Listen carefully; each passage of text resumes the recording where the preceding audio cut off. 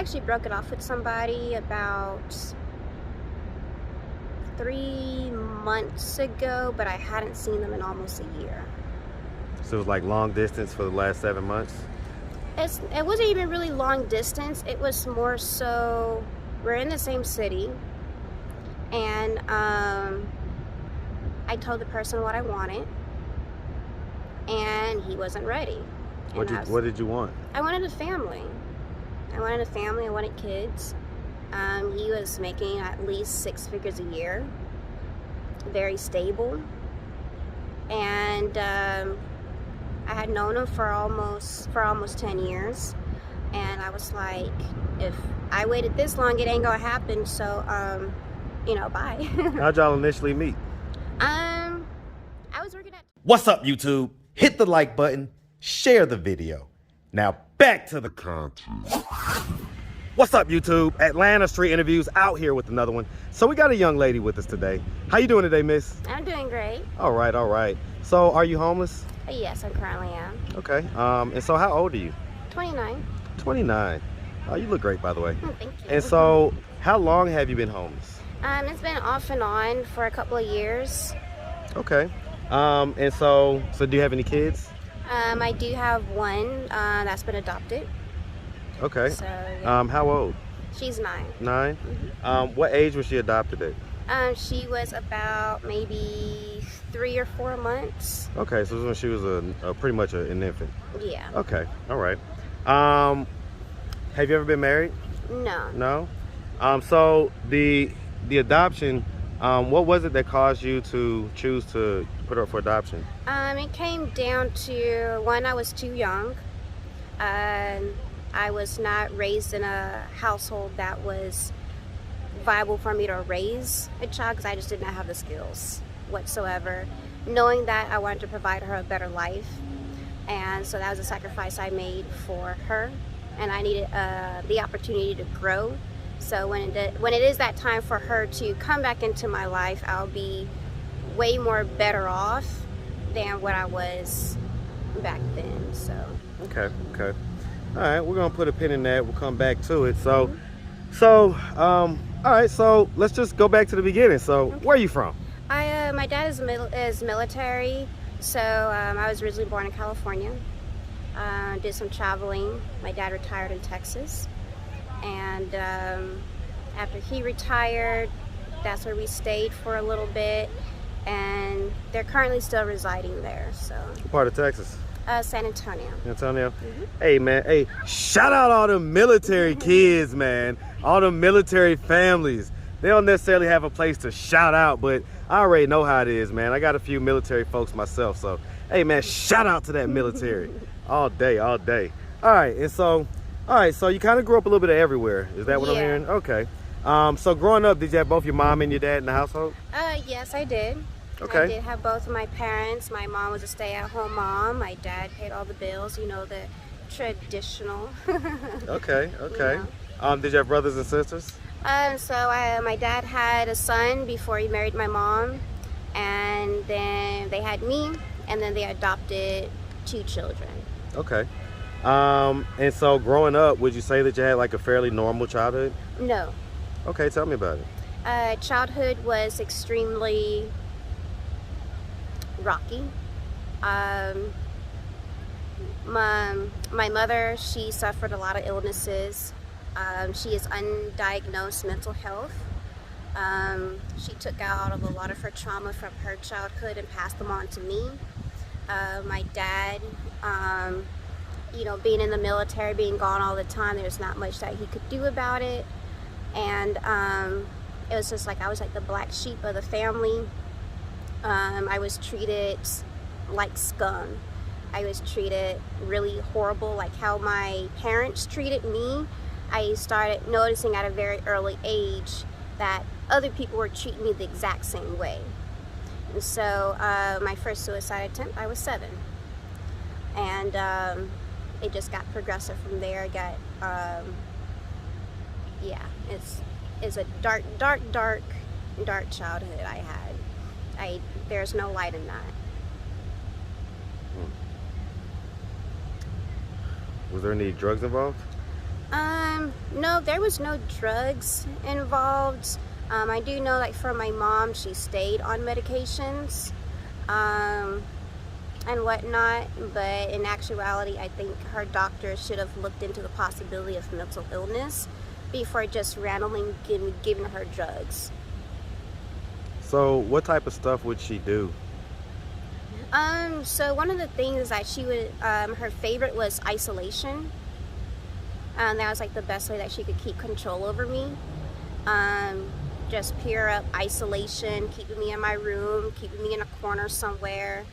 You know. And so you say that other people would treat you likewise. How so? So my mom was extremely narcissistic. She was very good at gaslighting, very good at manipulating. There's this one time I was going to school. I think it was public school. I was going to public school, and during I think it was like a Friday, went to the swimming pool, and I was trying to open some applesauce, and I used my teeth instead. And Mom was like, well, that's why your teeth are fucked up. And next thing I know, the next day, the children were treating me the same way they saw my mom treat me that day at the pool. How did that make you feel? At that point, I think I was probably wise amongst my years, because it was like, how you treat your children outside or inside, that's how the world perceives them. And so, which is why you should love your children no matter what, because it radiates and that attracts more love to the child. But when you mistreat them and you spend your time belittling them, gaslighting them, putting them down for no reason,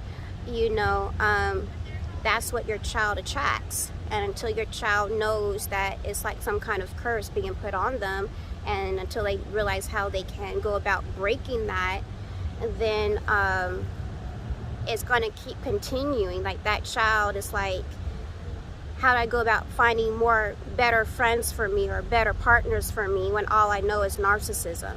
All I know is being gaslit. All I know is being taunted. Like, that's all you know. So how do you know to look for something else, look for something better? Okay. All right, quick interruption. Had to switch locations. So we was talking about your childhood and the relationship with your mom. So how is that relationship today? Non-existent. And so have you talked to her about how you feel? So currently right now, I am going through counseling to start to work on the process, because you have to imagine 18 whole entire years of being abused, mentally, emotionally, psychologically, spiritually. You have to heal from all of that. And so, from growing up in that, it's like I'm a little girl still suffering, but I have to get to the point to where mentally I'm an adult, and I have to see that even though she's my mother, she's an adult woman who mistreated me, and I'm an adult that she can no longer mistreat. And so I have to make that correlation in my mind mentally to prepare to be able to speak to my mother about how she treated me. My dad, he played a role too. Like, he looks like the Mr. Goody Two-Shoes, or I put him on the pedestal. In actuality, he's just as worse, because he was aware, he's seen it, he's heard it, and he chose not to do anything about it. And that, to me, I had to come to a realization that no, he was not a good dad. He should have protected me.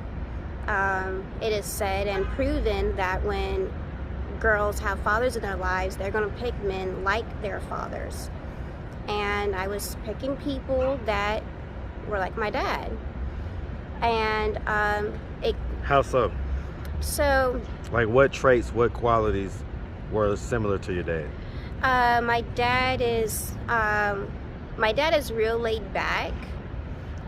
He preferred my mom to run the household. His word didn't really matter in the most, from what I can remember.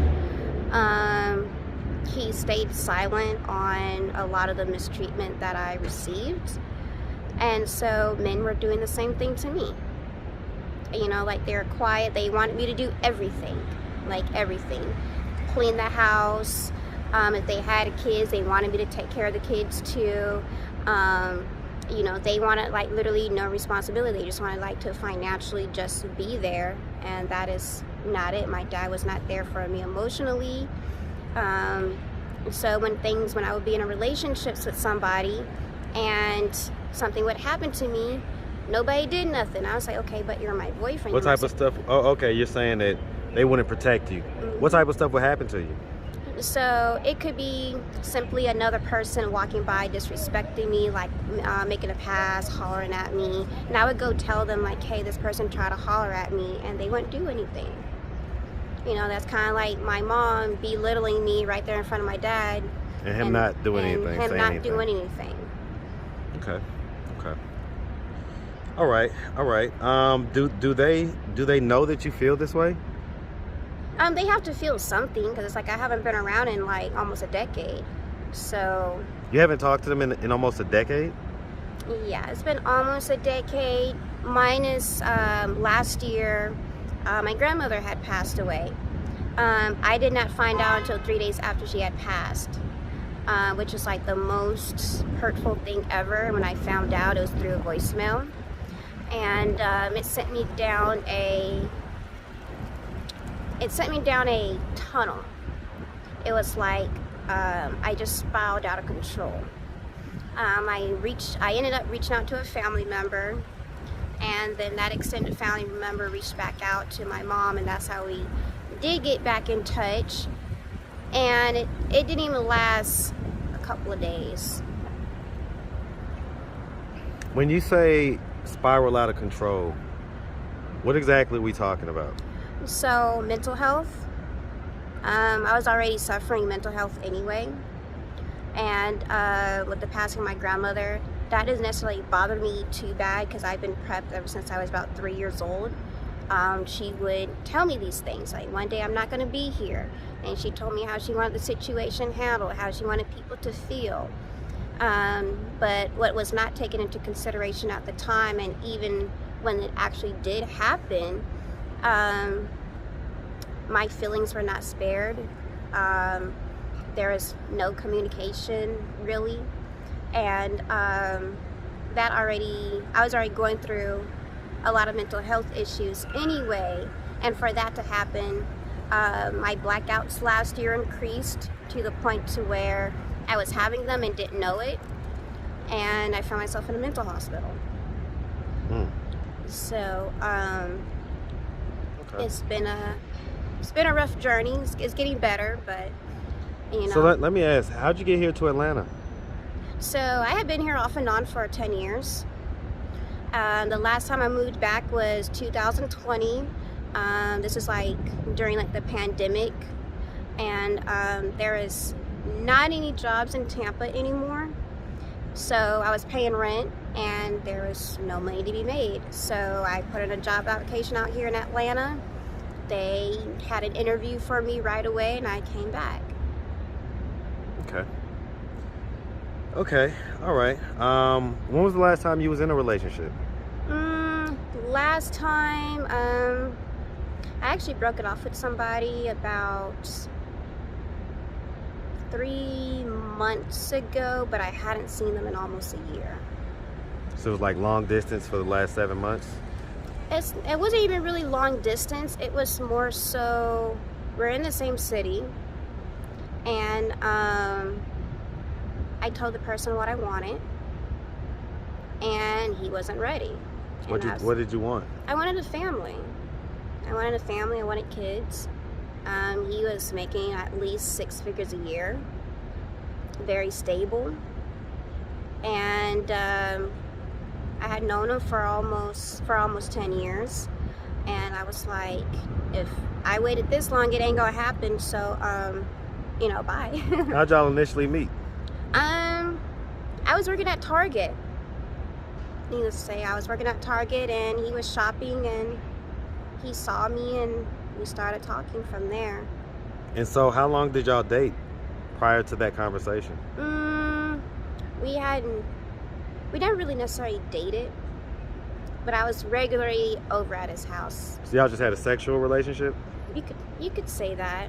I was going through a lot, and I would rather keep somebody around. At the time, this is what I was thinking. I would rather keep somebody around and they not have to see me go through what I was going through. Like, I didn't want to take it out on them. So an actual full-on relationship would not have been the right thing.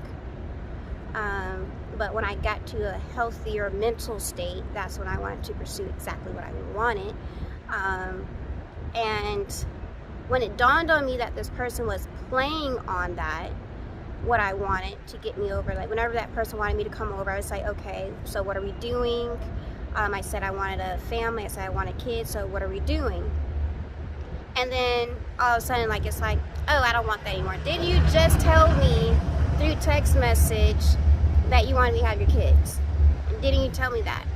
Yeah, but I mean, well, I get that, but I mean, were y'all living together or anything like that? You were still homeless at the time, right? No. No? Where were you living?